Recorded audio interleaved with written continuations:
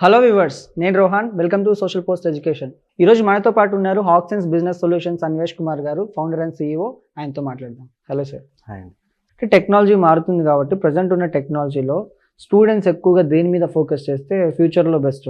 So అదేనండి, ఇప్పుడు multiple skill sets. ఇదివరకు ఏంటంటే ఒక స్కిల్ సెట్ చాలు. ఇప్పుడు జావా వచ్చా ఫైన్, జాబ్స్ ఉండేవి. పైథాన్ వచ్చా జాబ్స్ ఉండేవి. .NET వచ్చా జాబ్స్ ఉండేవి. ఇప్పుడు ఒక ప్రోగ్రామ్ లాంగ్వేజ్తో పాటు క్లౌడ్ కంప్యూటింగ్ కూడా వచ్చి ఉండాలి, దాంతోపాటు డివాప్స్ వచ్చి ఉండాలి, దాంతోపాటు డేటా సైన్స్ వచ్చి ఉండాలి, దాంతోపాటు AI మీద నీకు ఐడియా ఉండాలి. డెవలప్మెంట్లో జావా అనేది ఒకళ్ళు చేసుకుంటారు, మిగతా టెస్టింగ్ అని, డిప్లాయ్మెంట్ అని, ఇవన్నీ డిఫరెంట్ టీమ్స్ ఉండేవి. ఇప్పుడు ఏంటంటే ఒకే team multiple skill set, multi level tasking చేస్తారు. సో అందుకనే ఈ 4 to 5 స్కిల్ సెట్స్ మీద మీకు ఐడియా ఉంటేనే you will get survived. And ఒక జాబ్ కాల్ రావాలన్నా, దాంట్లో మీరు దాన్ని ఆ ఛాన్స్ని యూజ్ చేసుకోవాలన్నా కూడా ఈ 4 to 5 స్కిల్ సెట్స్లో మీరు ప్రాపర్గా ఉంటేనే సస్టైన్ అవ్వగలరు ప్రజెంట్ సినారియో. అంటే ఫ్రెషర్స్కి ఒక ప్రాజెక్ట్ పట్టుకోవడం అనేది it's a big task.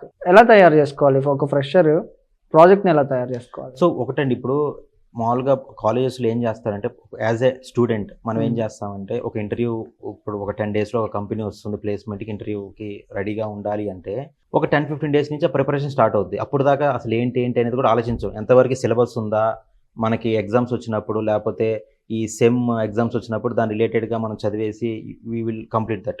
But ఏంటంటే ఎవరైతే అసలు ఈ టెక్నాలజీ ఏంటి, దాని మీద ఆ టెక్నాలజీ డీల్ చేయాలంటే ఏం చేయాలి, ప్రాజెక్ట్స్ అనేవి ఏ ప్లాట్ఫామ్ మీద యూజ్ చేయాలి, ఏ టూల్ యూజ్ చేయాలి, ఇవన్నీ మనం ఆన్లైన్లో అయినా చూసుకోవచ్చు. లేకపోతే మనకి ఇంటర్నల్గా మన టీచింగ్ ప్రొఫెసర్స్ ఉంటారు, వాళ్ళని కూడా అడిగి వాళ్ళ హెల్ప్ తీసుకొని మనం ఒక ప్రాజెక్ట్ లాంటిది స్టార్ట్ చేయొచ్చు. ఇప్పుడు ఒక ప్రాజెక్ట్ చేస్తున్నాం అంటే ఏంటి, ఆ ప్రాజెక్ట్కి ఏ టెక్నాలజీ యూజ్ చేస్తున్నాము, లేకపోతే ఏ ప్రాజెక్ట్ చేద్దాం అనుకుంటున్నాము అంటే ఒక మోటో, రియల్ టైమ్ ఎన్విరాన్మెంట్లో మీరు ఒక ప్రాబ్లం ఫేస్ చేస్తున్నప్పుడు దాన్ని ప్రాజెక్ట్కి అప్డేట్ చేయడానికి. ఇప్పుడు ఒక ప్రాజెక్ట్ ఉందండి, లేకపోతే ఒక టూల్ ఉంది, ఆ టూల్లో ఈ ప్రాబ్లమ్స్ ఉన్నాయి, దాన్ని ఓవర్కమ్ అవడానికి ఇంకో దాని సేమ్ కైండ్ ఆఫ్ ప్రాజెక్ట్ చేసి వాటి ఇష్యూస్ని మనం ఓవర్కమ్ చేయడానికి ఒక ట్రై చేస్తుంటాం యూజువల్గా. దానికి ఏ టూల్స్ యూస్ చేస్తాం, ఏ ప్లాట్ఫామ్ చూస్ చేస్తాం, దాంట్లో మనం ఎట్లా డీల్ చేయాలి, అవుట్పుట్స్ ఎట్లా వస్తాయి, ఇవన్నీ మనం ప్రాక్టికల్గా నేర్చుకోవాలంటే మన ప్రొఫెసర్స్ హెల్ప్ తీసుకోవచ్చు, లేకపోతే సీనియర్స్ హెల్ప్ తీసుకోవచ్చు, లేకపోతే మనం గూగుల్లో కూడా ట్రై చేయొచ్చు. గిట్ హబ్ లాంటివి యూజ్ అవుతాయి. So there are so many platforms in internet to get these help. అంటే మీరు అన్నట్టు ఇప్పుడు గిట్ హబ్ కావచ్చు, లింక్డ్ఇన్ కావచ్చు, ఇవన్నీ జాబ్స్ అంటే రావడానికి ఎగ్జాక్ట్లీ అండి. ఇప్పుడు జాబ్ రావాలన్నా, లేకపోతే ప్రాక్టికల్ నాలెడ్జ్ తెచ్చుకోవాలన్నా, ప్రాజెక్ట్ బేస్డ్ ఐడియా మీకు రావాలన్నా కూడా ఈ గిట్ హబ్, లింక్డ్ఇన్ లాంటివి ఎక్కువ యూజ్ అవుతాయి when compared with Insta, when compared with Facebook, when compared with different platforms. LinkedIn, Git hub అనేది ఎక్కువ యూజ్ అవుతాయి మనకి. ప్రొఫెషనల్ పరంగా మనం ఒక ప్రాపర్ జాబ్ తెచ్చుకోవాలి, లేకపోతే ఉన్న జాబ్ని మనం అప్డేట్ చేసుకోవాలి, లేకపోతే ఉన్న స్కిల్ సెట్స్ని మనం అప్డేట్ చేసుకోవటం, లేకపోతే ఇప్పుడు ప్రజెంట్ ఓపెనింగ్స్ వస్తున్నాయి. ఇప్పుడు నాకు ఒక 10 years ఎక్స్పీరియన్స్ ఉందండి, నేను ఒక కంపెనీలో జాబ్ చేస్తున్నా. బట్ నాకు కరెంట్ ఏ ఓపెనింగ్స్ వస్తున్నాయి, ఆ ఓపెనింగ్స్లో ఏ స్కిల్ సెట్స్ అడుగుతున్నారు, ఆ స్కిల్ సెట్స్ నాకు ఉన్నాయా లేదా, ప్రజెంట్ నేను ఒక జాబ్ మారాలంటే ఆ పర్టికులర్ స్కిల్ సెట్కి నేను మ్యాచ్ అవుతానా లేదా నా ప్రొఫైల్, లేకపోతే నేను ఏమేమి యాడ్ చేసుకోవాలి, ఇవన్నిటికీ లింక్డ్ఇన్, గిట్ హబ్ యూజ్ అవుతాయి. ఓకే. స్టూడెంట్స్ ఎంత చదివినా కూడా ఇంటర్వ్యూకి వెళ్ళిన తర్వాత tell me about your self అనగానే తడబడిపోతుంటారు. బేసిక్గా tell me about your self అనే దాన్ని ఎలా చెప్పాలి, దాన్ని ఎలా ఎదుర్కోవాలి? సో యూజువల్గా ఏంటంటే tell me about your self అన్నప్పుడు ఫస్ట్ ఏంటంటే మన పేరేంటి, మనం ఎక్కడ చదివాము, ఫ్రమ్ 10th class నుంచి అన్నీ చెప్తారు. సో అది మనం చెప్పాలి. మనం అంటే రెజ్యూమ్లో ఉన్నదాన్ని మనం ఓవరాల్గా చెప్తున్నావు అంతే, నాట్ మోర్ దెన్ దట్. రెజ్యూమ్లో నువ్వేం రిప్రజెంట్ చేసావు నీ గురించి నువ్వు ఓవరాల్గా ప్రాపర్గా ప్రజెంట్ చేసుకోవాలి. సో నీ నేము, నువ్వు ఎక్కడెక్కడ చదివావు, నీ పర్సంటేజ్ అంతా అన్నీ చెప్తావు. మోస్ట్ ఇంపార్టెంట్ ప్రాక్టికల్గా నీ ప్రాజెక్ట్స్ ఏం చేసావు, నీకు ఏ స్కిల్ సెట్స్ ఉన్నాయి, ఏ టెక్నాలజీ మీద ఐడియా ఉంది.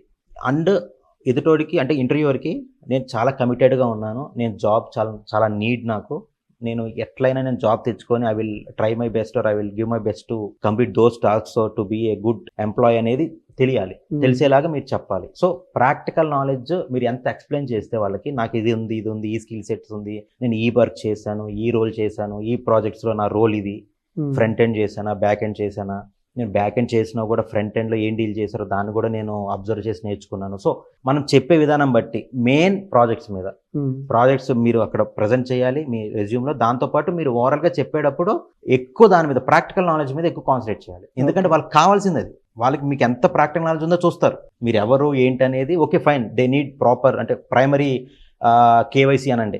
దాని తర్వాత మీరు ఏం వచ్చు, మీరు ఏం చేయగలరు అనేది వాళ్ళకి తెలియాలి. అంటే ప్రాజెక్ట్స్ మీద ఎక్కువ మీరు కాన్సన్ట్రేట్ చేసి దాని మీద మీరు ఎక్కువ ఎక్స్ప్లెయిన్ చేస్తే ఆ tell me about yourself కి it will be okay. Students ఎక్కువగా ఎలాంటి తప్పులు చేస్తుంటారు? అదేనండి, ప్రాక్టికల్ నాలెడ్జ్ ఎక్కడైనా ప్రాక్టికల్ నాలెడ్జ్ తెచ్చుకోరు. ఎక్కడంటే సిలబస్ మీద కాన్సన్ట్రేట్ చేస్తారు.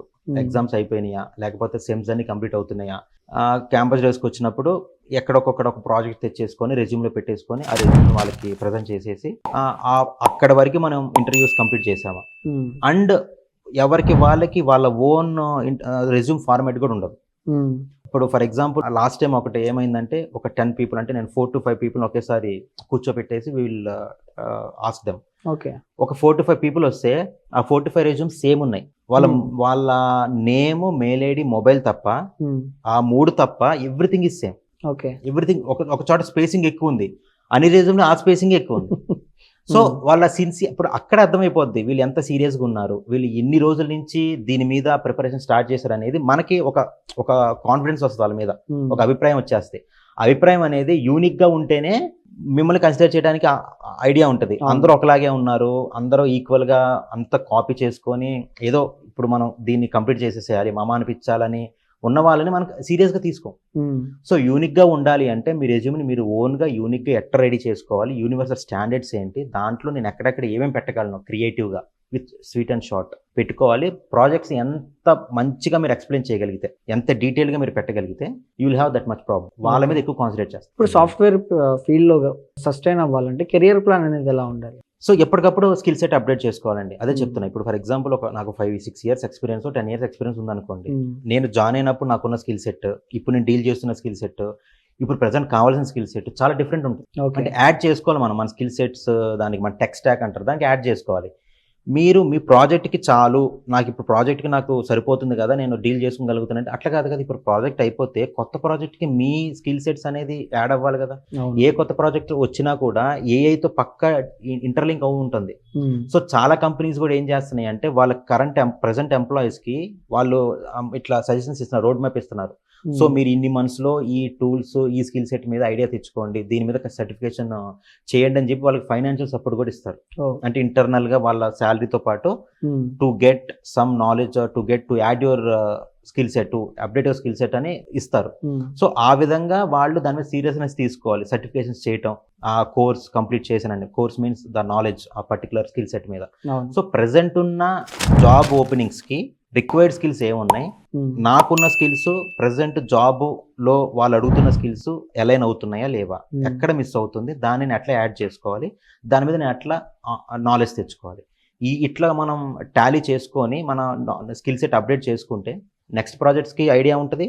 మీరు కంపెనీ మారాలన్నా కూడా they will give the probability, అంటే వాళ్ళు మీకు ప్రయారిటీ అనేది ఇస్తారు, ప్రాబిలిటీ ఎక్కువ ఉంటుంది. ఫైనల్ గా స్టూడెంట్స్ కి మీరు ఎలాంటి సలహాలు ఇస్తారు? సో ఒకటేనండి, ఇప్పుడు మన స్టూడెంట్ లైఫ్ నుంచి మన ఒక కార్పొరేట్ మన కెరీర్ అనేది స్టార్ట్ అయ్యేదానికి ఒక ఫేజ్ ఉంటుంది. ఫైనల్ ఇయర్ అయిపోయిన తర్వాత, ఇప్పుడు మీరు బీటెక్ అనుకోండి, లేకపోతే బ్యాచిలర్స్ అనుకోండి, కొంతమంది 3 years డిగ్రీ ఉంటుంది, కొంతమంది 4 years డిగ్రీస్ ఉంటుంది, డిపెండ్స్ అపాన్ దేర్ అది. బట్ బయటకు వచ్చాక ఒకలాగా ఉంటుంది, లోపల ఉన్నప్పుడు ఒకలాగా ఉంటుంది. కంప్లీట్ చేంజ్ అనమాట. లోపల ఉన్నంత వరకు మీకు ఏ రెస్పాన్సిబిలిటీ ఉండదు, everything will be taken care bye your parents. బయటకు వచ్చిన తర్వాత ఒక జాబ్కి వెళ్ళాలన్నా, హైదరాబాద్ వచ్చి స్టే చేసి మీరు తెచ్చుకోవాలన్నా కూడా మీ లైఫ్ స్టైల్ని చాలా మారిపోతుంది.